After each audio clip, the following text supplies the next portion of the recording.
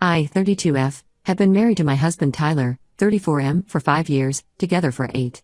We both work in tech. I'm a software developer and he's a project manager at different companies. We bought our house 3 years ago in a nice suburb. It's probably bigger than we need, 4 bedrooms, 3 baths, but we got a good deal and we're thinking about starting a family soon. My sister-in-law Nancy, 38F, lost her job 3 months ago. She was a mid-level manager at a retail chain that went bankrupt. She lives with her husband Tom, 40M, and their 2 kids Jake, 8M, and Emma, 6F, about an hour away from us in the city. Some background on my relationship with Nancy: we were never close but things were cordial. She made some comments at my wedding about Tyler marrying down since my parents are immigrants who worked factory jobs, while their family is old money. Tyler shut that down quickly and she apologized, claiming she was just stressed about being maid of honor. After that, we kept things surface level polite at family gatherings. Everything changed when Nancy lost her job. The first time she showed up unannounced, it was a Tuesday at 11 a.m. I was working from home and on a video call when the doorbell kept ringing. When I finally answered, she was standing there with both kids and 3 bags of laundry. She said their washing machine broke and could she please use ours? I felt awkward saying no with the kids right there, so I let them in. That visit lasted 6 hours. While the laundry ran, she set the kids up with their iPads in our living room and started wandering around the house, making comments like, "You really don't use this guest room much, do you? And this would make such a cute playroom." I was trying to work but kept having to mute myself during calls because of the noise. After that, Nancy started showing up 2 to 3 times a week. Always unannounced, always with some excuse. Their internet was slow for the kids' homework, their AC wasn't working well, she needed to get out of the house while job hunting. The visits got longer and longer. She'd arrive mid-morning and stay through dinner, even though I never invited her to stay that long. I started noticing things moved around in the house. She'd rearrange our kitchen cabinets to make more sense. She went through our pantry and put sticky notes on things saying expired or should donate. She even started bringing her own groceries and filling our fridge, saying she couldn't stand how empty it looked. The kids took over our guest room, leaving toys everywhere and drawing on the walls with markers. When I mentioned the damage to Nancy, she laughed it off, saying that's why you need to baby-proof. Good practice for when you have your own. I later overheard her telling the kids they could pick their own colors when we redid the room. I tried talking to Tyler multiple times. At first gently, "Hey, maybe we should set some boundaries about visit times?" Then more directly, "Your sister is making me uncomfortable in my own home." But he always defended her, "She's family. She's going through a rough time. The kids love coming here. You're being too sensitive." Nancy started making more comments about their financial situation. How their rent was highway robbery. How Tom's salary barely covered basics. How the kids deserved a better environment. She'd sigh heavily looking at our empty bedrooms and talk about how wasteful it was for 2 people to have so much space. I started working from coffee shops on my WFH days just to avoid them. When I was home, Nancy would barge into my office without knocking, asking to borrow things: printer paper, stamps, even my laptop charger. She'd stand behind me looking at my screen, asking about my salary and if my company was hiring. The final straw happened last week. I had an important client meeting, so I stayed home despite knowing Nancy was coming over. I was in my office with the door closed when I heard them upstairs. Our bedroom is up there and it's always been an unspoken rule that guests don't go into private spaces. I went to check and found Nancy in our walk-in closet, taking photos and videos of everything. The kids were jumping on our bed and going through my jewelry box. When Nancy saw me, she quickly tried to hide her phone, but I caught a glimpse of the screen. She had been recording a video narrating everything in our closet. I completely lost it. I demanded to know what she was doing in our private space and why she was recording. She got defensive, saying she was just showing Tom some organizing ideas and getting inspiration for their next place. When I pressed her about why she was narrating the video, she started crying and saying I was attacking her. I told her to get out immediately. She tried arguing, but I was done. I said I wasn't comfortable having someone in my house who thought it was okay to invade my privacy and secretly record my personal space. She started sobbing dramatically about how family helps family and blood is thicker than water. I called Tyler at work and told him what happened. He rushed home, but instead of backing me up, he defended her. He said I was overreacting and she probably just wanted decorating ideas. That's when I snapped. I told them both to get out of my house. Nancy left with the kids, crying and telling them Auntie doesn't want us anymore. Tyler stayed at his parents' house that night. Since then, his whole family has been attacking me. His mom called saying I'm heartless for not supporting family in crisis. His dad texted that Nancy's just going through a rough time and needs understanding. Even Tom called to say I'm tearing the family apart. Tyler came back the next day saying I need to apologize to Nancy. He says I'm being paranoid and cruel to his sister when she's vulnerable. But my gut tells me there's more going on here than they're admitting. I don't trust her anymore and I refuse to let someone violate my privacy like that. Ida for putting my foot down? I feel like I'm going crazy with everyone defending this behavior. Edit, thank you for all the support. To answer some common questions, yes, I have cameras but only outside the house. No, we never gave Nancy a key but she knows the garage code. Yes, I've already changed it. Update 1 first, thank you everyone for the support on my original post. Things have gotten much worse, and now I understand why Nancy was really recording our house. The day after I kicked them out, I started getting weird messages from people I didn't know on Facebook. They were asking things like when is the move-in date? And are you still selling the master bedroom furniture? I ignored them at first, thinking they were scams. Then my neighbor Susan came over. She seemed hesitant but said she needed to tell me something. She'd been in a local Facebook moms group with Nancy, who had been posting regular updates about her new home, our house. Susan showed me screenshots of Nancy's posts going back months.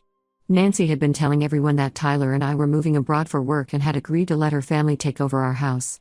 She'd been posting those videos and photos she took, giving virtual tours, and asking for decorating advice. She'd even started a GoFundMe titled Help Us Move Into Our Forever Home with photos of our house. I was still processing this when Tom's cousin reached out. He works at their apartment complex and warned me that Nancy and Tom had used my name as a reference when they got an eviction notice. They told their landlord they were voluntarily leaving because they were moving in with us. They'd shown the videos as proof they had somewhere to go. The real bomb dropped when I got a call from Tyler's parents' financial advisor. He was an old family friend and felt ethically obligated to warn me.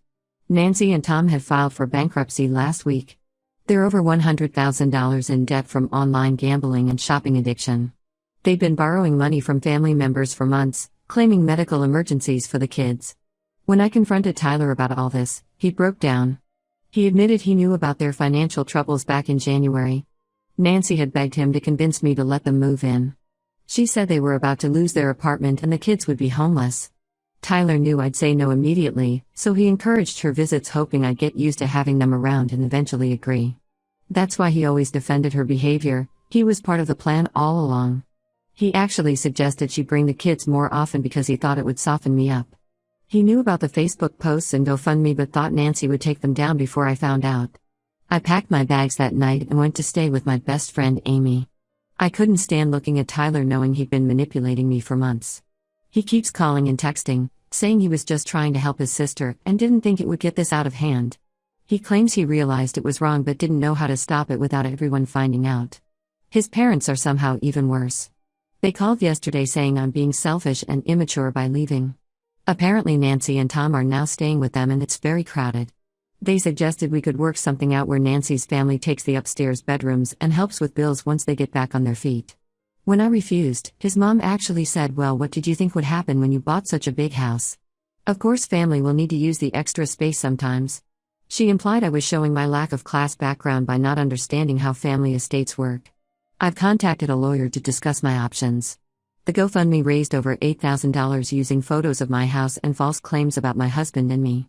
Nancy's still telling people we promised them the house, and some distant relatives are apparently planning to help them move in next month. Tyler's now saying he'll do anything to fix this, but he still thinks I should consider letting them stay just until they find something else. He doesn't seem to understand that this isn't just about the house anymore, it's about months of lies and manipulation from my own husband. His family keeps trying to make me the villain, saying I'm heartless for not helping family in their time of need. They say I'm overreacting to a few white lies Nancy told out of desperation. Tom's even tried claiming the gambling was a one-time mistake and they've learned their lesson. But I found out they took out 3 new credit cards last week. They're still gambling and hiding it from Tyler's parents. They have no intention of addressing their real problems, they just want to band-aid it by moving in with us and probably bleeding us dry too. I've blocked everyone except Tyler and my lawyer says not to delete any of Nancy's posts or messages as we might need them. I don't know if my marriage can survive this level of betrayal. Even if Nancy never moved in, how can I trust a husband who spent months secretly plotting with his sister to manipulate me? Edit, several people ask why Tyler's so invested in helping Nancy. Apparently he helped her hide a gambling problem from their parents in college by paying her debts. He thinks if he doesn't help her now, it's his fault if she relapses. I told him that's exactly why she keeps manipulating him, she knows he feels responsible. Update 2. Yesterday I had a meeting with Nancy and Tom at my lawyer's office. We insisted on having it recorded since they're still telling people I promised them our house. What came out during this meeting was more disturbing than I imagined. When my lawyer presented evidence of their social media posts in the Gofundme, Nancy initially tried to deny everything. She claimed her accounts were hacked or people had misunderstood her posts. But when we showed her the videos she'd taken in our house, complete with her narrating things like "This will be Jake's room once we move in, and we'll replace this ugly furniture," she broke down. Nancy admitted she and Tom had been planning this move for over 8 months. Their gambling didn't cause their financial problems caused them to start gambling, hoping for a big win to fix everything. When that didn't work, they deliberately ran up more debt and stopped paying rent. They thought if they could make themselves and the kids actually homeless, Tyler and I wouldn't have the heart to turn them away. The videos of our house weren't just for their landlord or the Facebook groups. Nancy had joined multiple home renovation and family living communities online where she posed as me. She told people she was a wealthy tech executive looking to share her blessing with her struggling sister-in-law's family. She'd been getting advice on how to convert our home office into a classroom for homeschooling her kids. Tom finally cracked under questioning and revealed their debt is actually closer to $200,000. They'd borrowed money from basically everyone in the family. Tyler's parents gave them $50,000 from their retirement fund believing Jake needed emergency surgery. Tom's parents mortgaged their house to lend them $30,000 for what they claimed was a down payment on a new home. They even scammed Tyler's elderly grandmother out of her savings by claiming Emma had a rare illness. The most shocking part was learning about Tyler's involvement. When my lawyer asked why they thought this plan would work, Nancy smugly said because Tyler promised it would. She showed us text messages going back over a year where Tyler had been advising her on how to handle me. He suggested bringing the kids over more, making comments about the empty rooms, and slowly moving their things in so I'd get used to them being around. There were messages where they discussed what would happen after they moved in. Tyler told Nancy they could wait a few months and then suggest I convert my home office to a playroom since I probably wouldn't want to work from home with the kids around anyway. They planned to gradually make me so uncomfortable in my own house that I'd start staying at my parents' place more often. The reason for Tyler's bizarre loyalty came out too. Back in college, Nancy had a gambling problem and stole money from their parents' business. Tyler helped her cover it up by taking out student loans to repay the money before anyone noticed. She's been using that secret to manipulate him ever since, threatening to tell their parents he helped her steal from them if he stopped supporting her. I filed for separation the same day. Tyler showed up at Amy's house that night, crying and claiming he could explain everything. He said he never thought Nancy would actually go through with moving in, he was just telling her what she wanted to hear to keep the peace. When I showed him the texts about making me uncomfortable in my own home, he tried to say Nancy had manipulated those screenshots. His parents called too, but now they're singing a different tune. The truth about the emergency surgery money came out and they're facing delayed retirement. They wanted to know if I could help them track where the money went since I work with computers. I blocked their number. Tom's parents are trying to force Nancy into gambling addiction treatment by threatening to press charges over the mortgage fraud. The kids are staying with them temporarily while everything gets sorted out. Jake apparently told his teacher about the new house they were moving to, which prompted a welfare check that got CPS involved. Tyler keeps swinging between begging for forgiveness and accusing me of abandoning his family when they need me. He actually suggested we could take out a home equity loan to help Nancy get back on her feet. When I refused, he said I was being cruel making his parents lose their retirement over this when we could easily help. I've moved all my important documents to a safety deposit box and frozen my credit. My lawyer is drafting divorce papers and we're documenting everything for potential legal action over the fraud. I feel like I'm watching a decade-long con finally fall apart, and I was just the latest target. Edit, to people asking why I didn't notice the signs earlier, Tyler handled our finances since he had an MBA. I've learned an expensive lesson about financial independence in marriage. Update 3. The divorce was finalized last week. I thought I'd feel sad, but mostly I feel relieved. These past 6 months have revealed so much more about the family I married into. After my last update, I had my lawyer do a thorough investigation of our finances. What we found was staggering. Tyler hadn't just been helping Nancy, he'd been systematically draining our accounts for years. Over $100,000 from our joint savings had gone to Nancy and Tom in small transfers, carefully timed to avoid triggering any alerts. He'd even taken out a second mortgage on our house without my knowledge by forging my signature. Tyler's parents had to sell their house.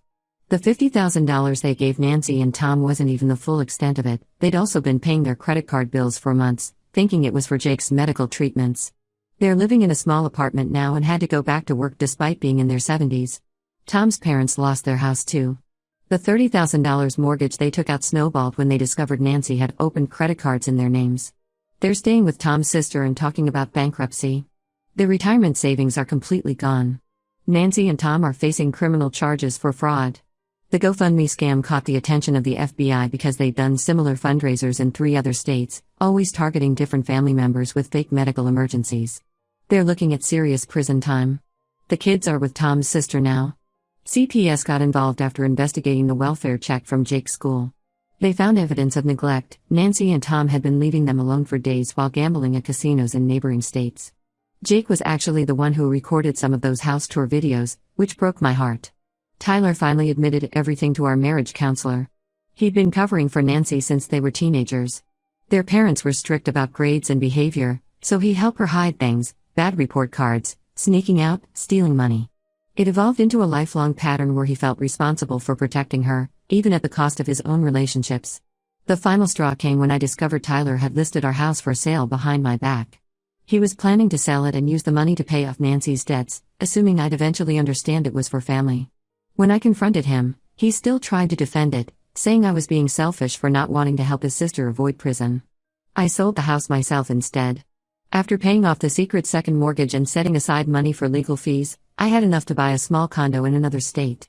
I started a new job last month and I'm slowly rebuilding my life.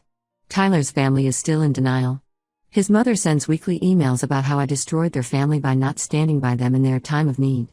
She claims if I had just let Nancy and Tom move in, none of this would have happened. She doesn't understand that enabling them would have just prolonged the inevitable. Nancy still tells anyone who'll listen that I promised them our house. She showed up at my office last month, crying about how I stole her children's future. Security had to escort her out. The videos of our house are still circulating in certain Facebook groups, with people commenting about how cruel I am for going back on my word. I've gone completely no contact with all of them. Changed my number, deleted social media, moved to a new city. Some mutual friends say I'm being harsh, that families should stick together. But I've learned that family isn't an excuse for fraud, manipulation, and theft. Tyler sent me one final email after the divorce was final. He said he realizes now that he sacrificed our marriage to enable his sister's addiction. Too little, too late. Some people won't change until they hit rock bottom, and I refuse to let them drag me down with them.